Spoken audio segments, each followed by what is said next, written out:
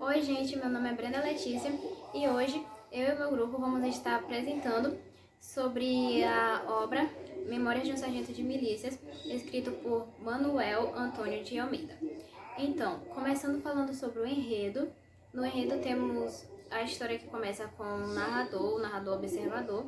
Ele começa contando sobre uma esquina que se chamava Esquina do Canto dos Meirinhos. Então, a partir daí, ele conta sobre os meirinhos e até poder chegar em Leonardo. Leonardo, que vai ser o pai do protagonista dessa história. Então, simplesmente, ele começa contando as histórias dos meirinhos. Então, ele chega em Leonardo e fala que ele é um meirinho, que no caso é um oficial de justiça. Então, ele fala que ele morava, em Portugal, que era a sua terra natal, mas aí ele aborreceu-se com o serviço, então ele resolveu vir para o Brasil, no Rio de Janeiro, que é onde se passa a história. Só que junto dele vem também uma moça chamada Maria das Hortaliças. E essa Maria das Hortaliças, ela junto com ele, eles estavam de namorico, onde se dava sempre por beliscões e pisadelas. Até que depois eles desembarcaram aqui no Brasil, no Rio de Janeiro, e 7 meses depois eles tiveram um filho, um menino. Só que isso pode nos dar uma brecha para achar que o filho não era de Leonardo, pelo fato que simplesmente o menino nasceu de 7 meses e conseguiu nascer de 7 meses e estava muito desenvolvido para um bebê de 7 meses. Só que isso pouco nos importa e a gente continua seguindo a história.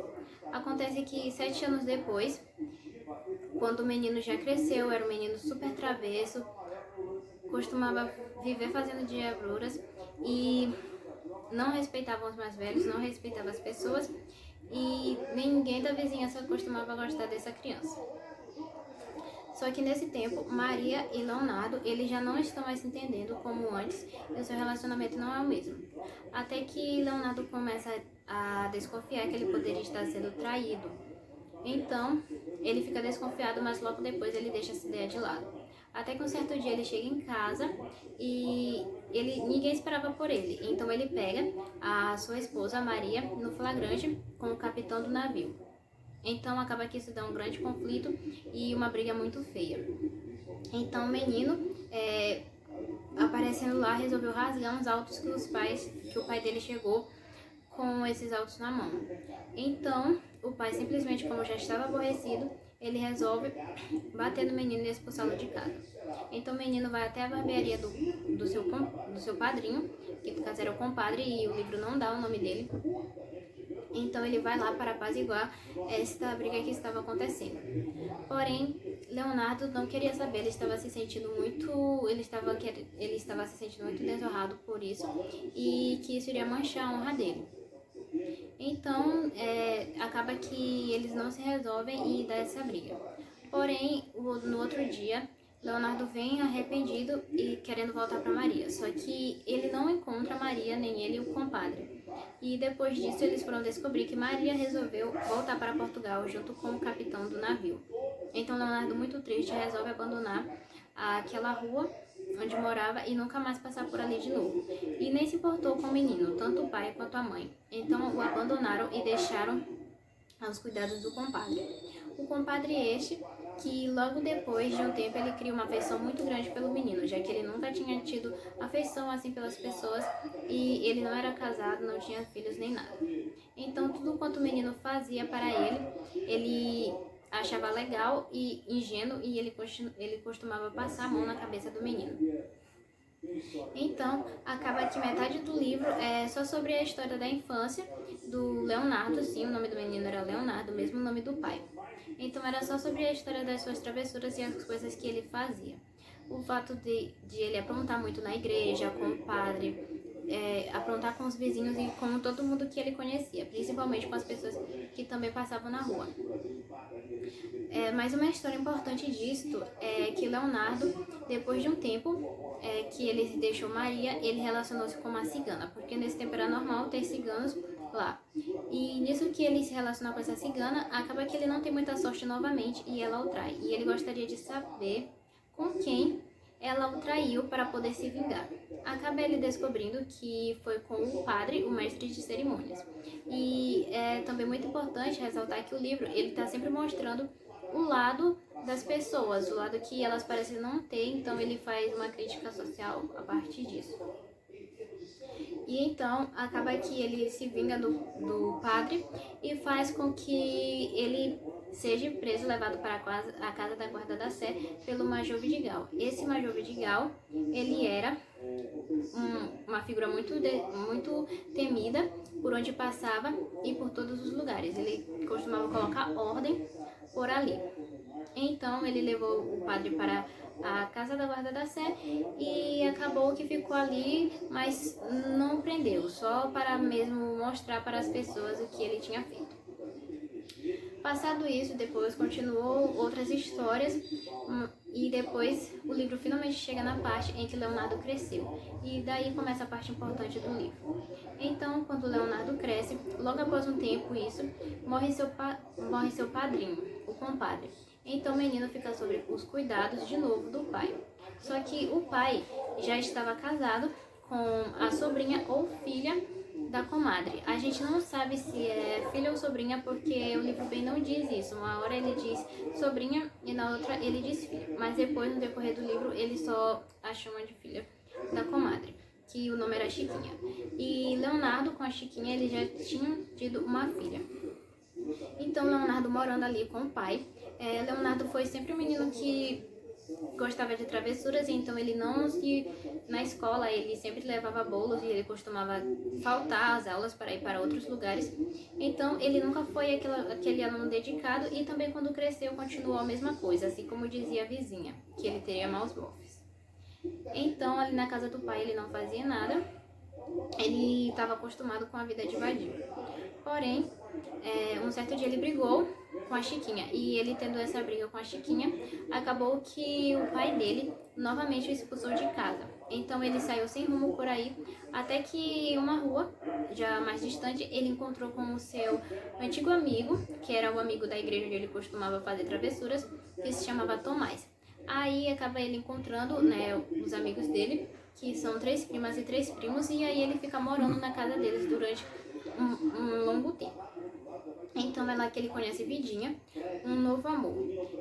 Porque antes disso, ele já tinha tido um amor, antes do seu padrinho morrer, ele já tinha tido um amor que era a Luizinha. Porém, esse amor era desprezado por ele. Luizinha era a sobrinha da Dona Maria, uma senhora na qual sempre costumava colocar os fiéis na casa dela.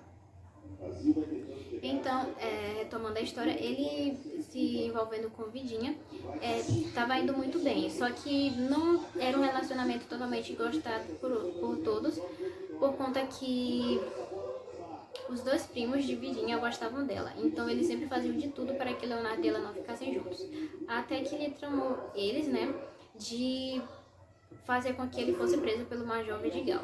Então aí ele é preso, só que ele consegue fugir. Então o Major Vidigal ele se sente muito ameaçado por isso e desafiado pelo fato de que ninguém nunca fugia dele. Então ele tornou a procurar o Leonardo filho novamente para prendê-lo. Então, a partir disso, ele voltando para casa, a sua comadre pega e lhe dá um sermão e fala que ele deveria começar a procurar alguma coisa para fazer.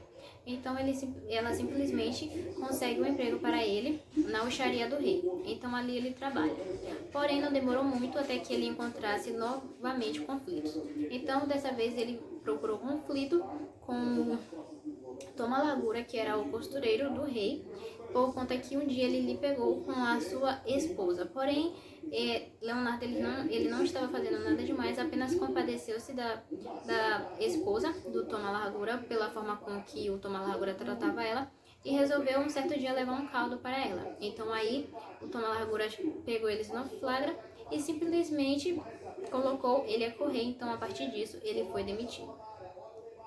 E então voltou para a sua vida novamente. Porém, ele voltando para casa, onde ele estava morando, que era simplesmente a casa de Vidinha, onde todos ali gostavam dele, menos os 2 primos, acaba com que Vidinha sente muito ciúmes pelo fato dela ser ciumenta, e então ela resolve ir lá e simplesmente tomar satisfações com a esposa e com o Tomar Largura. Só que o Leonardo resolve ir atrás dela. Só que nisso, o Major Vidigal ficou sabendo disso e por ali estava esperando ele. Então pegou ele e resolveu prendê-lo. Só que depois ele pensou melhor e ele falou que não iria prendê-lo e sim iria dar um serviço de soldado, um granadeiro, para ele poder se ajeitar na vida. Então ele tinha que honrar aquele emprego ali e cumprir com todas as disciplinas. Porém, até um certo dia, quando o major, numa batida policial, queria pegar um homem, ele colocou o Leonardo para ficar ali de guarda até que depois pudessem, na hora que saíssem e acabassem a festa, ele pudesse pegar esse certo moço. Porém, Leonardo, ali se divertindo, ele resolveu compadecer-se e simplesmente falou para esse cara e todos ali da festa que o Major Vidigal queria pegar ele no final. Então ele consegue fugir e o Major Vidigal fica extremamente zangado por isso. Mas não demorou muito para ele também ficar sabendo que foi Leonardo que tinha o traído. Então ele simplesmente resolve pegar Leonardo e dessa vez ele iria prendê-lo e iria dar-lhe chibatadas. Porém, a comadre, sabendo disso, que a comadre sempre defendia, depois que o compadre morreu, sempre defendia o Leonardo. Então resolveu ir até a casa de Dona Maria, que era uma senhora, a senhora onde o compadre sempre costumava ir com Leonardo, onde essa senhora era tia de Luizinha. Então, fazendo as pazes, porque há muito tempo atrás elas tinham brigado, então elas resolveram falar com Maria Regalada. Maria Regalada era como se fosse uma amante para o Major Vidigal. Então elas resolveram falar com ela para que ela pudesse falar com o Major Vidigal e simplesmente elas juntas conseguirem com que ele soltasse o Leonardo. Muito tentaram, porém o Major Vidigal ele não cedeu, até que Maria Regalada falou no ouvido do Major Vidigal que se ele soltasse o Leonardo, então ela iria voltar a morar com ele. Então aí ele soltou. Não só soltou, como ele resolveu dar-lhe o serviço de sargento brigadeiro.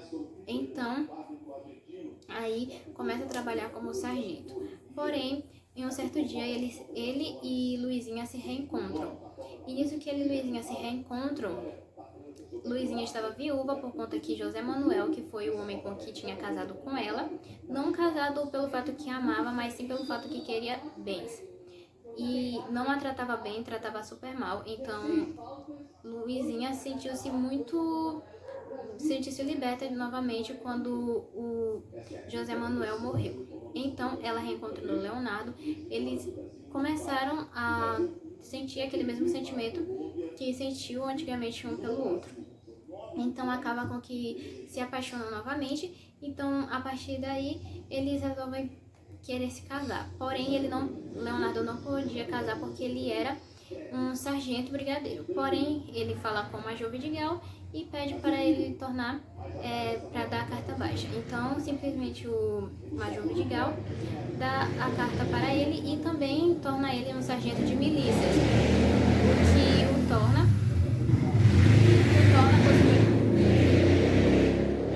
faz com que ele seja possível ele casar com Luizinha. Então eles se casam e a partir daí o livro ele tem um fim e simplesmente o narrador ele só fala para a gente que eles ficaram juntos e que aconteceram fatos tristes, né? Que foi a morte da comadre, a morte da Dona Maria, pelo fato de já estarem muito idosas e de idade, porém ele não queria falar sobre isso, porque não era essa a intenção do livro.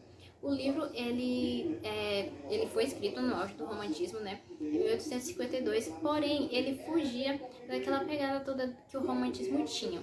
Ele tinha uma linguagem mais coloquial, ele não era algo tão sério, ele queria ser de forma mais cômica e mostrar o cotidiano das pessoas. Ele não tinha toda aquela subjetividade, nem todo aquele idealismo. E as pessoas não eram pessoas burguesas, eram cidadãos do povo, eram pessoas mesmo de classe baixa. Então, ele quer mostrar o cotidiano de todas essas pessoas e ele não costuma se ater a buscar, né, sempre essa idealização do amor ou em busca da amada, não. Mas em si mostrar, fazer críticas e também mostrar o cotidiano das pessoas. Oi, meu nome é Isabelle Vitória e eu tô aqui pra falar um pouco sobre a finalidade comunicativa da obra Memórias de um Sargento de Milícias. Se lermos a obra de Manuel Antônio de Almeida, a gente pode observar traços mais realísticos do que românticos, mesmo que no século XIX a gente esteja abrangendo a primeira geração romântica, que é um pouco mais padronizada.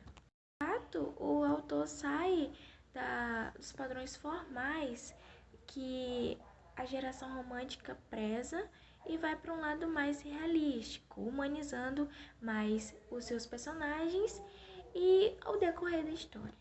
A gente também pode perceber que o personagem principal, que é o Leonardo, ele não segue os padrões do romantismo para um protagonista, que é de ser um herói, de ser todo perfeito, o que Leonardo não é. Então, para a visão de alguns pesquisadores da literatura brasileira, Leonardo é um anti-herói, até porque desde pequeno ele sai do eixo, ele é um menino levado e também ele é um menino pobre, com uma infância meio que conturbada, digamos assim. Também pode estar se baseando no fato de que Manuel escreveu o livro em folhetins, em capítulos para folhetins, em jornal público do Rio de Janeiro. Ou seja, o foco dele é para toda a sociedade em si, sendo ela pobre, sendo ela rica, ou sendo de classe média alta ou baixa. Momento também que a gente pode perceber momentos da história que são intrigas amorosas, intrigas familiares, conflitos, comédias. A gente também pode estar se encaixando e se familiarizando com esse realismo que Manuel colocou na sua crônica, até porque a gente está vivendo com esses tipos de situações no nosso dia a dia. E quando a gente lê isso, a gente acaba se familiarizando com a história.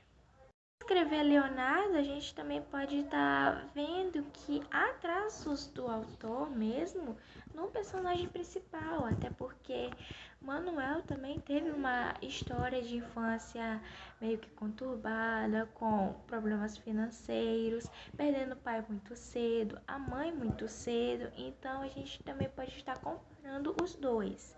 E há quem diga também que o contexto militar da história se baseia no fato de que o pai de Manuel tenha sido tenente que serviu às forças militares da época.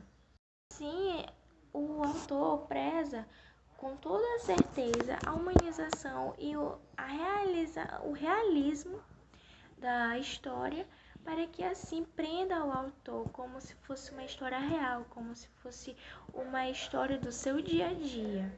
E assim a gente também se encaixe e se veja, fazendo com que o livro prenda a gente e que seja uma ótima história para o nosso dia a dia. Bom, meu nome é Camille. Em relação aos problemas e características sociais dos personagens, na obra Memória de um Sargento de Milícias, podemos perceber que os personagens não são burgueses, são personagens do povo, de baixa renda. Diferentemente do que era comum nos romances da época. Os personagens carregam características sociais muito marcantes, sobretudo negativas. É o corrupto, o adúltero, o trapaceiro, o mentiroso. De adultério temos, por exemplo, Leonardo Pataca, que é traído pela esposa Maria das Hortaliças, e depois ele se envolve com Cigana, que é amante de um padre. De corrupção temos, por exemplo, o Major Vidigal, que é a autoridade como juiz. Ele é responsável por manter a ordem no local e também é responsável por manter o equilíbrio social da situação. E ele é amante de Maria Regalada. E tudo que Maria Regalada quiser dele, incluindo até comprometer essa ordem, ela consegue. Exemplo de trapaças e mentiras tem, por exemplo, o padrinho de Leonardo, que é um barbeiro, que conhece um capitão em um navio. Esse capitão cria uma certa confiança nele e, antes de morrer, ele pede ao barbeiro para entregar um baú com uma certa fortuna para sua filha. E em vez do barbeiro entregar esse baú com aquela fortuna para a filha do capitão, ele toma para si. Né? Podemos perceber também na obra alguns atos de violência, como por exemplo, o Leonardo, ao descobrir ser traído pela esposa, acaba batendo nela. Então a gente percebe que são personagens com desvio de caráter, personagens que não são configurados em bem ou mal, eles oscilam nos seus comportamentos. Vou falar um pouco sobre as relações de poder daquela época. A época que o livro se passa é 1804, e como a gente sabe, em 1804 a mulher só tinha um objetivo, que era cuidar da casa, cuidar do marido, cuidar dos filhos e cuidar da família dela. E resolver também algumas questões familiares, como aconteceu com Dona Maria no decorrer do livro, que ela se viu obrigada a resolver algumas coisas. O autor, quando citava elas, citava só no quesito de aparência. Citava elas como feias, gordas, maltratadas, de uma beleza bastante inferior. O casamento naquela época era como uma manutenção. A mulher precisava daquilo para ter uma família perfeita e ser feliz. A Dona Maria, no decorrer do livro, ela sempre tentou achar um marido ideal para Luizinha, a neta dela. Características do romantismo na obra. Mesmo que a obra tenha sido escrita durante o romantismo, muitas de suas características destoam de outras obras também escritas durante o mesmo período, possuindo apenas as características principais do romantismo, como o sentimentalismo. O sentimentalismo, mesmo que não apareça de maneira exagerada na obra, está sempre presente, atuando principalmente nos conflitos sentimentais das personagens durante a história, podendo se identificar principalmente no trecho: ora, para quem, como Leonardo, levará depois daquela feliz noite a construir esses castelos de extravagante arquitetura com quem sonhamos nos dias felizes do primeiro amor. Isso já foi uma contrariedade sem nome. Quando se viu assim tratado, quase desatou a chorar. Só o conteve o receio de não poder depois justificar o seu pranto com qualquer pretexto. Religiosidade.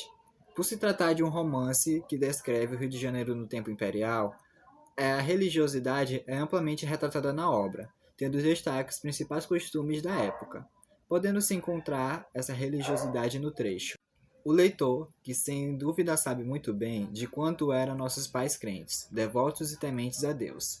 Quando passava a via sacra e que se acendia a lâmpada do oratório, o pai de família que morava ali pelas vizinhanças tomava o capote, chamava toda a família de casa, filhos, filhas, escravos e crias, e iam fazer oração ajoelhando-se entre o povo diante do oratório.